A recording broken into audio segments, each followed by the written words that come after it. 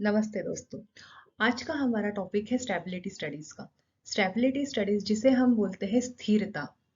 स्थिरता बहुत जरूरी है, खास करके फार्मास्यूटिकल्स प्रोडक्ट के लिए। अभी जो भी इंसान आता है वो जाता है, लेकिन उसका जितना लाइफ है, जैसे एक फार्मास्यूटिकल प्रोडक्ट में उसका मैन्युफैक्चरिंग डेट से लेके उसका एक्सपायरी तक जो उसकी लाइफ है उसको शेल्फ लाइफ कहते हैं। और with in the shelf life वो किस तरह से हमारा प्रोडक्ट स्टेबल है, उस स्टडी को जो हम करते हैं उसको बोलते हैं स्टेबिलिटी स्टडीज। अभी ये स्टेबिलिटी स्टडीज हम फार्मास्यूटिकल्स ड्रग्स के लिए करते हैं। तो इसका इंपॉर्टेंस क्या है?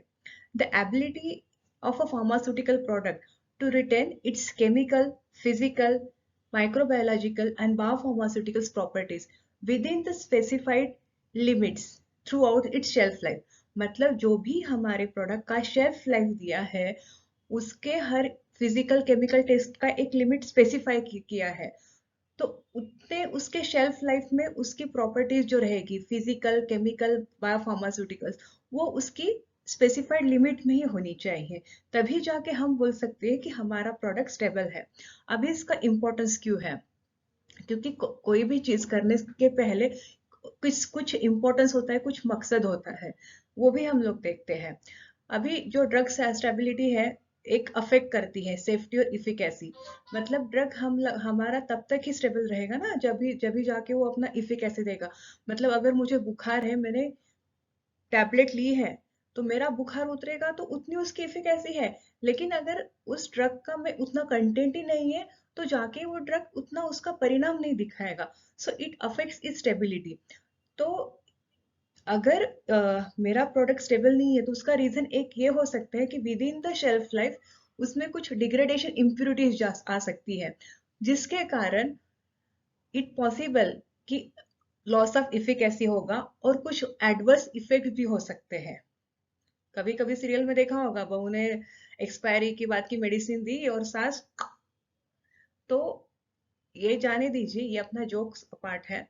लेकिन अगर डिग्रेडेशन इम्प्यूरिटीज आती है जो एडवर्स इफेक्ट देती है, जिसके कारण उसकी फिजिकल और केमिकल स्टेबिलिटी नहीं रहेगी और उसकी उतनी सेफ्टी और इफिकेसी नहीं रहेगी, तो वो चेक करने के लिए ये बहुत जरूरी है हम लोगों का स्टेबिलिटी टेस्टिंग। अभी दोस्तों इसका पर्पस भी क्या है कि एक आपने देखा है, मैंने हाईलाइट किया है इसमें, एस्टेब्लिश अ रिटेस्ट पीरियड। जो भी पर्पस है एक स्टेबिलिटी प्रोग्राम का, वो एस्टेब्लिश करता है एक रिटेस्ट पीरियड। मतलब अगर स्टार्टिंग में अगर हम लोगों ने बैच ली, हम लोग 3 बैचेस पे उसका स्टडी करते हैं। तो पहले अगर मेरा प्रोडक्ट मैंने नया नया बनाया, मुझे मालूम नहीं कि अगर मैंने उसका अगर एक बैच साइज बनाया तो वो कितना टाइम तक स्टेबल है।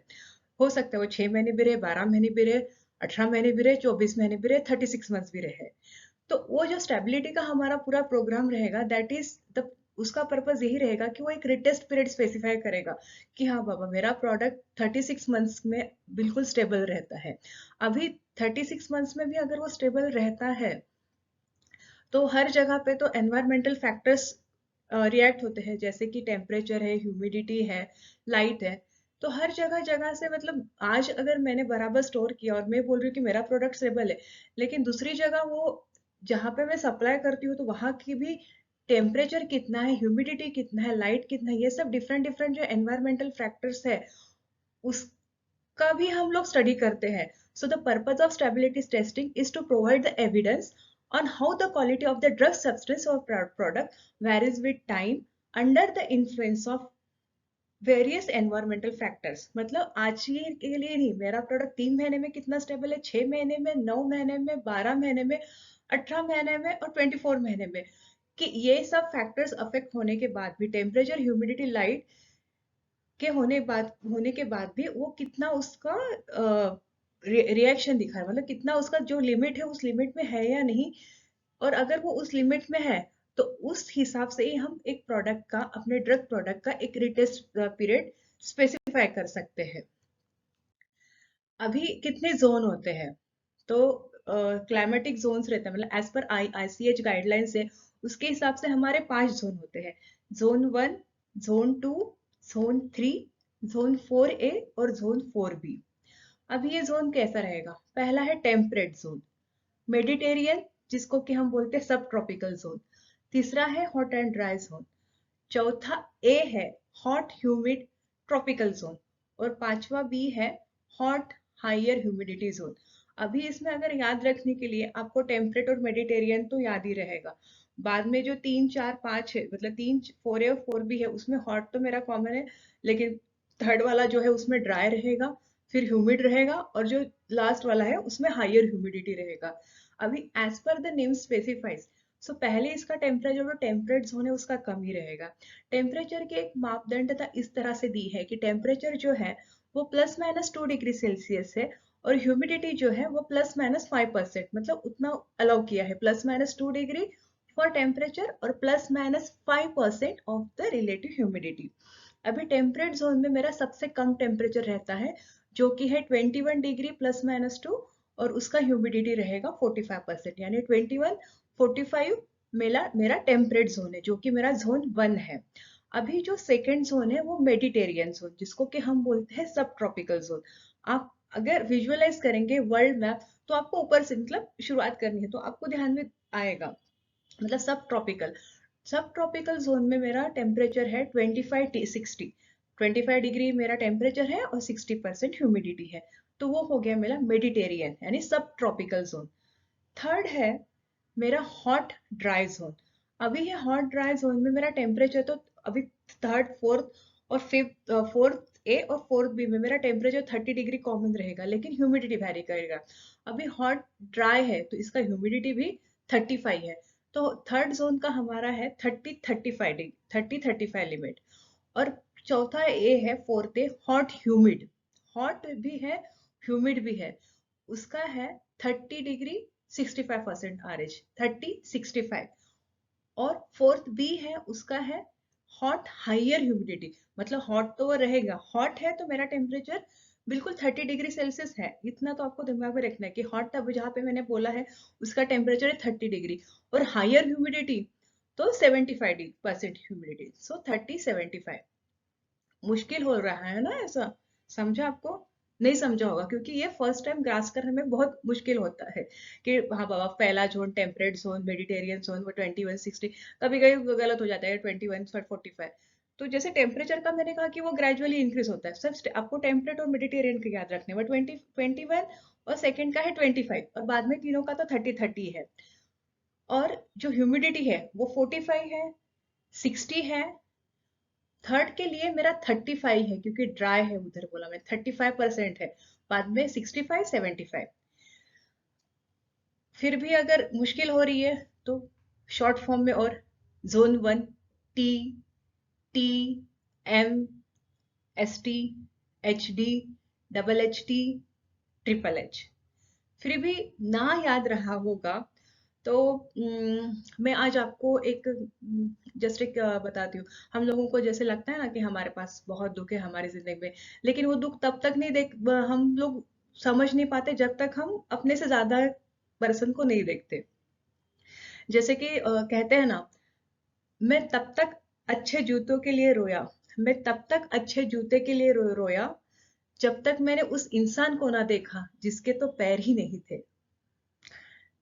अभी ये मैं आपको क्यों बता रही हूँ, क्योंकि एक लाइन हमेशा याद रखिएगा, तुमसे मिलके सब तकलीफें हो गई दूर, तुमसे मिलके सब तकलीफें हो गई दूर, हो गई हमदर्दी और तकलीफें भी दूर, हो गई और ज्यादा हमदर्दी भी। क्यों? अभी इसका क्या वास्ता है, मैं क्यों बता रही हूँ ये? तुमसे टेम्परेट, मिलके मेडिटेरियन, सब तकलीफें सब ट्रॉपिकल, तुमसे टेम्परेट जोन 1 मिलके मेडिटेरियन जोन 2 जिसका दूसरा नाम है सब ट्रॉपिकल, हो गई दूर। हो गई, आपको हो गई के लिए हॉट याद रखना है, हो गई बोला मतलब हॉट याद रखिएगा। हो गई दूर, हॉट ड्राई, थर्ड जोन। हो गई हमदर्दी और तकलीफें भी दूर, जोन 4 ए हॉट ह्यूमिड ट्रॉपिकल। हमदर्दी के लिए ह्यूमिड वर्ड याद रखिएगा, तकलीफें के लिए ट्रॉपिकल वर्ड याद रखिएगा। सो हो गई हमदर्दी और तकलीफें यानी हॉट ह्यूमिड ट्रॉपिकल, जो कि है जोन 4A। फोर्थ बी, हो गई ज्यादा हमदर्दी, हॉट, हायर, ह्यूमिड। तो जस्ट मेमोराइज इट। हमारे 5 जोन होते हैं, zone 1, zone 2, zone 3, 4A, 4B। ऐसे हमारे 5 जोन होते हैं, राइट। अभी जस्ट मेमोराइज। फर्स्ट जोन है जोन 1, वो है टेम्परेट। Second zone Mediterranean.